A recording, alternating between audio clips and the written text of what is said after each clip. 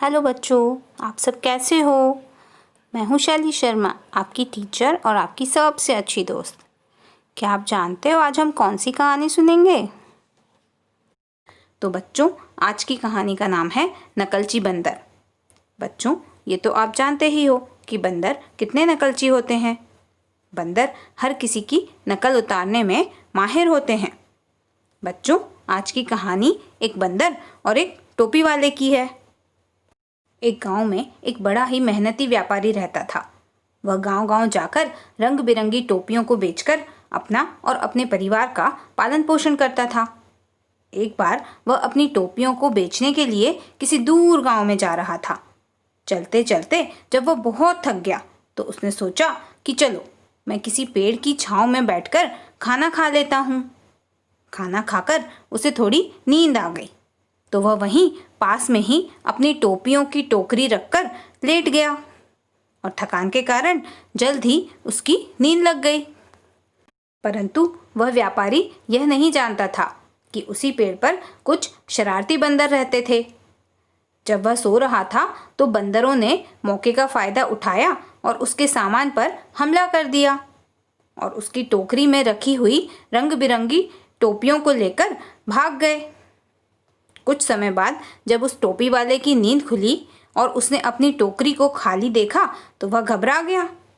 वह तो बहुत परेशान हो गया कि उसकी सारी टोपियां कहाँ चली गईं। अब वह सोचने लगा कि वह पैसे कैसे कमाएगा। वह बहुत दुखी हुआ और रोने लगा।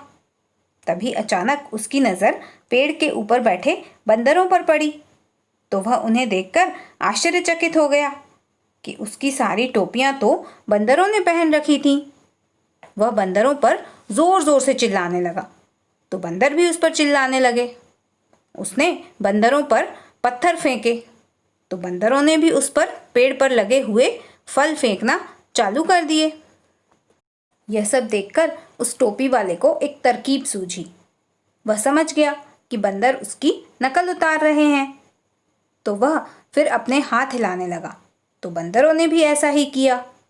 फिर वह नाचने लगा तो बंदर भी नाचने लगे। नाचते नाचते उसने अपनी टोपी उतारकर जमीन पर फेंक दी तो फिर बस बंदरों ने भी ऐसा ही किया।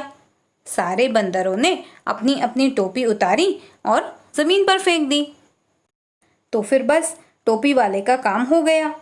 उसने अपनी सारी टोपियां इकट्ठा की और अपनी टोकरी में रख लीं और अब वह अपनी रंग बिरंगी टोपियों को लेकर खुशी खुशी दूसरे गांव की ओर बेचने के लिए चल दिया। तो बच्चों, मोरल ऑफ द स्टोरी ये है कि हमें हमेशा अपनी सूझबूझ से काम लेना चाहिए। अपनी समझदारी से काम लेने के कारण ही उस टोपी वाले को अपनी सारी टोपियां वापस मिल पाईं। तो आपको ये कहानी कैसी लगी, आप मुझे कमेंट करके ज़रूर बताना और इस कहानी के बारे में अपने फ्रेंड्स को भी ज़रूर बताना।